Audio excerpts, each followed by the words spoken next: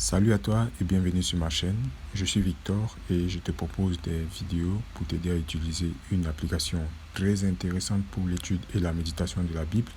C'est l'application Bible Strong. Dans la vidéo précédente, nous avons abordé le moyen de faire des études consignées. Cette vidéo fait suite à la première. Je vais poursuivre dans celle-ci les astuces que j'ai commencées dans la précédente. Si tu n'as pas regardé la vidéo précédente, je vais mettre pour toi un lien en commentaire. Tu pourras le suivre pour la regarder.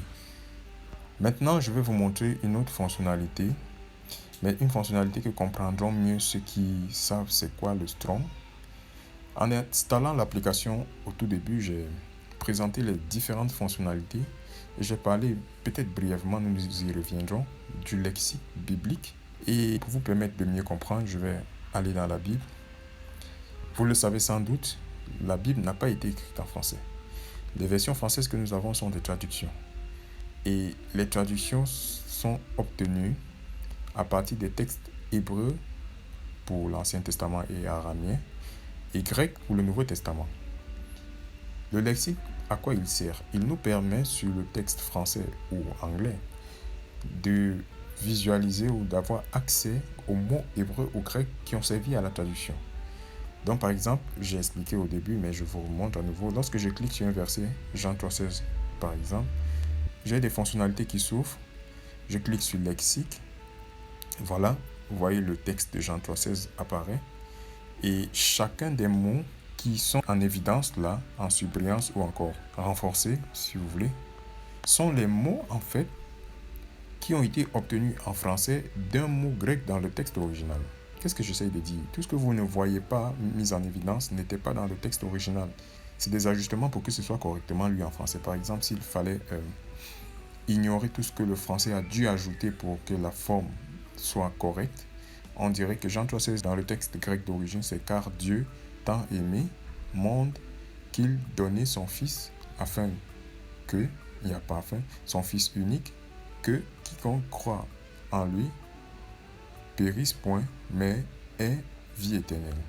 Vous voyez, en fait, c'est ainsi que sont les langues sémitiques, que sont l'hébreu, l'araméen et autres. Lorsque vous avez dans ce verset, vous pouvez choisir de, par exemple, savoir quel est le mot grec qui a été utilisé pour traduire aimer. Voilà, je clique sur le verbe aimer ou amour si vous voulez. Et puis je vois juste en bas là, agapao. Je peux encore cliquer sur agapao et directement le lexique s'ouvre. Et voilà, je vois la définition du mot grec agapao qui a servi, qui a donné aimer ou amour si vous voulez. Dans le passage de Jean 3,16, on dit que ça signifie des personnes accueillir, recevoir, aimer chèrement, ainsi de suite.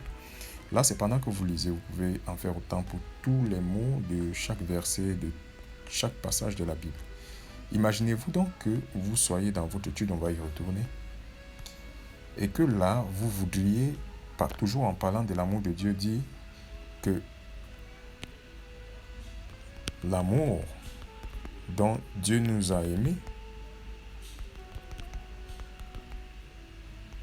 vient d'eux, voilà.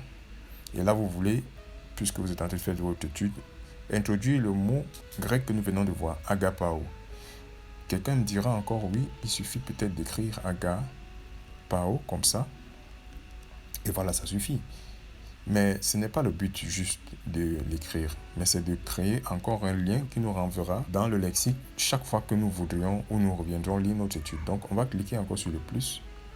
On va cliquer sur insérer un lien de Strong. Voilà. J'ai dit, je réexpliquerai au sujet du Strong. Après la présentation de l'application, nous reviendrons pour présenter quelques exemples d'études ou d'utilisation quotidienne de la Bible. Et là, j'aborderai en profondeur le lexique, le Strong et les dictionnaires. Donc, retournons dans Jean 3,16. Ce que nous recherchons, souvenez-vous, c'est le mot agapao. Donc, on est dans Jean 3,16. Puisqu'on a cliqué sur le lien Strong, si nous cliquons sur le verset, il va nous ouvrir à nouveau le verset avec les mots qui ont servi à la traduction ou du moins obtenu du français à partir des mots grecs. Donc, je viens cliquer sur le mot que je recherche, c'est le verbe aimer, là, qui en grec est agapao. Je clique sur agapao. Lorsque je clique dessus, directement, vous voyez apparaître agapao dans notre étude Donc, je vais valider, sortir du mode saisie en validant. Et je vais vous faire voir encore que lorsque vous êtes en mode lecture de votre étude, si vous cliquez sur Agapao qu'on vient d'introduire, vous êtes redirigé directement dans le lexique biblique. Et vous avez accès directement à non seulement la définition, mais les différentes occurrences. Nous reviendrons dessus. Surtout sur la concordance, les occurrences. Mais vous avez accès directement au lexique. Vous pouvez, pendant peut-être que vous êtes en train de partager directement, si vous voulez voir la définition d'Agapao ou les différentes définitions d'Agapao, avec un seul clic, vous l'avez sous vos yeux et vous cliquez sur cette flèche à gauche, en haut, pour directement revenir, non pas dans la Bible pour refaire le processus pour ouvrir votre étude, mais directement dans votre étude. Donc, c'est très dynamique et c'est très intéressant. Maintenant, vous pouvez, au-delà de mettre juste le lien du mot strong qui a donné aimer, vous pouvez décider de carrément mettre quelques données du lexique. C'est-à-dire, là, ce n'est plus un lien strong, mais c'est un texte au sujet de Agapao. Donc, on clique sur insérer un texte de strong et on va toujours chercher notre mot aimer dans Jean 3, 16. Comme tout à l'heure, on clique sur le verset, on clique sur aimer, on clique sur Agapao pour qu'il apparaisse dans notre étude. Voilà, ici, il se peut que vous ne voyez pas bien ce qui s'est passé. C'est vrai, Agapao apparaît et juste en dessous, une sorte de phonétique avec le mot grec. Oui, on n'a pas l'impression qu'on a des informations en plus. Et c'est normal, vous comprendrez mieux dans la suite lorsque nous allons terminer l'étude et puis la publier. Quel était l'intérêt? Voilà. Donc, dans ce petit onglet, c'est tout ce que nous pouvions voir.